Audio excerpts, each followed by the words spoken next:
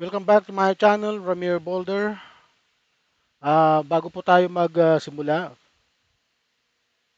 paki-likes at subscribe muna po ang aking YouTube channel.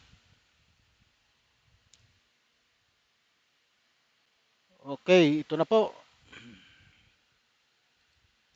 Ang AFP po, ang Armed Forces of the Philippines ay pumalag po sa pahayag ni BP Sara na unstable daw ang gobyerno. Sinagot po yan ng Yusik Castro na ang sabi po niya ay ayon sa Palace Press Officer Undersecretary Claire Castro, matatag ang administrasyon Marcos at ginigiba lamang ito ng mga obstructionist tulad nila. Ginigiba lang talaga nila. May mga bali-balita po kasi na may mga dating general ang nagbabalak ng isang kodita. Kaya po, nagsalita po ang AFP tungkol po diyan sa mga kumakalat na yan. At saka hindi po ako naniniwalang mayroong kodita ngayon eh. Kasi mga professional po yun, mga naka yung ating sandatahang lakas, professional po sila, naniniwala po sila sa ating konstitusyon at ayaw nilang i-violate ang konstitusyon dahil mandato po nila na pangalagaan ang tao. Nandun lang po sila sa gitna. Wala po silang kinakampihan. Kung sino po yung nakaupong presidente, doon po sila sumusunod. Ito na po. Sa gitna ng ingay politika, muling nanindigan ng AFP na mananatili silang tapat sa mga Pilipino at sa konstitusyon. Ayan po. Mananatili silang tapat sa Pilipino at konstitusyon. Yun naman talaga ang dapat eh. Kasi ang gusto nitong mga DDS, mag-withdraw ng support itong mga AFP sa kasalukuyang administrasyon. Mag-withdraw sila sa mag-withdraw sila sa supporter nila kay President Bongbong Marcos. Hindi tama po 'yun, hindi tama 'yun sa totoo lang. Mga pansariling interest ang nakikita ko rito. Gusto nga nang pumalit ni Sara Duterte na maging presidente kaagad. Kaya po sila nananawagan ng ganito na mag-aklas ang AFP, i-withdraw ang support kay BBM, puro kalukuhan. Information lang daw ang umano'y tangkang pag-aaklas ng mga dating general at sundalo. Narito ang agenda report ni Francis Folve. Do you think the government is still stable? No, ma'am. No. Pumalagang AFP. Ito, no. Itong mukha na ito ni Sara Duterte ay hindi po mapagkakatiwalaan ng nakararaming Pilipino. Kasi ang gusto nila, sila ang mamuno. Ay, hintayin mo na lang. Sa 2028, malapit na. Tumakbo ka. Kung hindi ka ma-impeach, kung walang mag-endorso ng impeachment mo sa 2026. Eh, andyan yung mga kalaban mo. Andyan si Dilima, sigurado ako. I-endorso niya yung impeachment trial mong muli. Sa naging banat ni Vice President Sara Duterte sa kanyang press con sa Senado na unstable ang gobyerno. Bagaman itinanggi na ito ng palasyo, may hirit pa rin ang armed forces dito. Politically motivated Ayan distractions. po politically motivated distraction. Ayon po sa tagapagsalita ng ang AFP. Ha? Ito si Padilla. Are like static on a radio. They make noise, but they don't actually Francil Margaret Padilla, spokesperson ng Armed Forces of the Philippines. Nagsalita na po siya dahil sa mga umuugong na kasinungalingan na destabilisasyon. Change the signal. Oh. Our focus is locked on our mission, and that is to protect the people and secure the state. At sa kabila ng bangayan ng dalawang pinakamataas na leader ng bansa, Narinig po ninyo? Pinabulaanan po nila yung kasinungalingan po nitong Sara Duterte na to na walang ginawa kundi manira, manira, manira. mananatili raw na nasa gitna ang puwersa ng mga sundalo. Makikita nyo naman, buong buo po ang inyong Sandatahang Lakas ng Pilipinas, and we remain to be a professional organization. So we are At saka hindi nyo po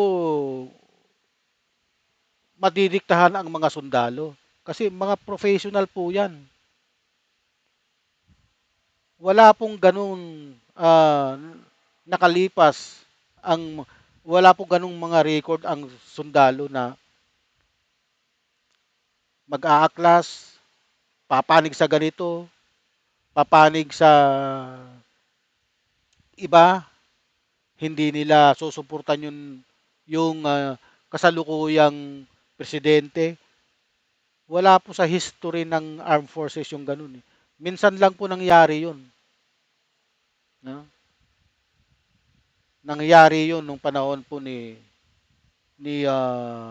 Ferdinand Marcos, si Apo Lakay, dahil sa pagbaliktad ni Enrile at ni Ramos.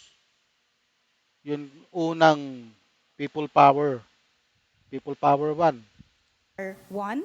As we have always stated, if there's one AFP, there's one Philippines, and with strong AFP and strong Philippines. Mariinding pinabula Ayan po, Strong Philippines, one AFP, Strong Philippines. Ayon po kay Margaret Padilla, spokesperson ng AFP. ng AFP ang kumakalat na balita ng pag-aaklas umano sa hanay ng mga dating Kaya po, yung mga taong nag-iisip ng pag-aaklas ay titigil nyo na po dahil wala pong katotohanan yan. Hindi po nila i-withdraw ang kanilang suporta sa ating Pangulo. Dahil tama po ang ginagawa ng ating Pangulong BBM. Suportado nga nila yung pag-create niya ng ICI, yung Independent Commission for Infrastructure. Sinusuporta ng AFP yan. general at sundalo. Ito pong sinasabi niyong mga movement na ito, no? Na meron daw pong mga plot na sinasabi dyan. Klaro po, wala po itong katotohanan. Yun. And the AFP Narinig po ninyo?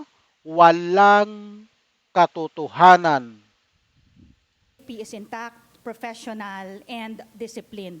Disinformation lamang po ito, no? And ang gusto po natin, hindi po magkaroon ng paghahasik ng gulo at duda sa ating mga kababayan. Kasabay nito, naglabas ng Manifesto of Support sa Marcos Jr. Administration ang Association of Generals and Flag Officers. Suportado daw nila ang anti-corruption drive ni PBBM. Nakita nyo? Suportado nila ang mga ginagawa ng ating Pangulo dahil tama po ang ginagawa niya. Harap ng flood control scandal. Yung mga retiradong nasabi, Ito po ay si Retired General Edelberto Adan, Association of General and Flag Officers, ay nagsasalita ngayon. Pinapatunayan niya na walang katotohanan ang mga kumakalat na destabilisasyon. na lihis ang kanilang pananaw na tumatawag ng Lihis daw po ang mga pananaw, yung mga tumatawag ng destabilisasyon, tumatawag ng kudita. Mga walang utak yan eh. ng Utak talangka. activities or actions that border on defying the Constitution or violating the Constitution, yan ay hindi sinusuportahan ng karamihan ng ating retirado, including the AGFO, no? Which is composed of more than 1,000 officers. Ang alam ko, yung dalawang general na leaders o identified leaders na nag-stage ng rally sa Gate 4, hindi sila miyembro ng AGFO. Sa kanyang social media post noong September 17, sinabi ni Cavite 4th District Representative Kiko Barsaga na lalahok ang ilang miyembro Ito pa isa pa itong may tililing na Kiko Barsaga na to. Iwan ko bakit ibinuto ng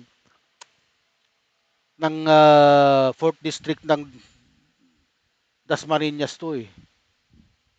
May saltik din tong kagaya ni Sara Duterte. Pareho silang may saltik sa totoo lang. Barsaga inirekomenda ang MADI list bilang Army Reservist. Ayan, yan ang dapat sa'yo, Kiko Barsaga. Kasi ikaw ay saltik. May saltik ka eh, Kiko Barsaga, sa totoo lang. Hindi ko alam kung anong klaseng ugali mayroon ka eh. Yung mga kasamahan mo sa Congress, naiinis sa'yo. Kasi wala kang ginawa ron kundi magngalngal. Itututok mo yung camera mo sa mukha ng mga kasamahan mo na unprofessional yung pinagagawa mo eh. Sa totoo lang, naghahasik ka ng lagim. ng AFP, PNP at mga reservist sa pag-aaklas. Ayon sa Army, may nalabag si Barsaga sa RA 7077. Ayan, may nalabag si Barsaga. Ha? Malinaw po ha, may nalabag si Barsaga. O Citizen Armed Forces of the Philippines O, Reservist ulitin 7. po natin. O Citizen Armed Forces sa Ayan. RA 7077. RA o Citizen 7077. Armed Forces of the Philippines Reservist Act. Recommended for delisting na ngayon ang kongresista na isa ring Army Reservist. Ayan. Posible nang ituring na hugante si dating Ako Bicol Party Yan po ang sinasabi ng karamihan na destabilisasyon at plano umanong kodita laban kay Pangulong Ferdinand Marcos. Ang Malacanang po ay nagpahayag din ng pagtanggi sa pahayag ni BP Sara na sinasabi na isang malaking kasinungalingan na naman. Ito ayon sa Palace Press Officer si Claire Castro po, matatag ang administrasyong Marcos, ginigiba lamang ito ng mga obstructionist tulad ni BP Sara at tulad nitong isang congressman saltik na to na si Kiko Barsaga. Sa ngayon, tila direktang nagkomento ang AFP. Ayun na po, nagkomento na po ang AFP partikular sa pahayag ni BP Sara tungkol sa stability ng gobyerno, ngunit may mga pahayag sila na sa nakaraan na may kaugnayan sa mga issue ng destabilisasyon at kodita. Kaya mga babayan, huwag nyo pong paniniwalaan yun mga kumakalat na destabilisasyon at kudita. Hindi po yan totoo. Okay. Hanggang dito na lamang po. Huwag niyo pong kalilimutang mag-like and subscribe sa aking channel. Mabuhay po kayo. Maraming salamat po.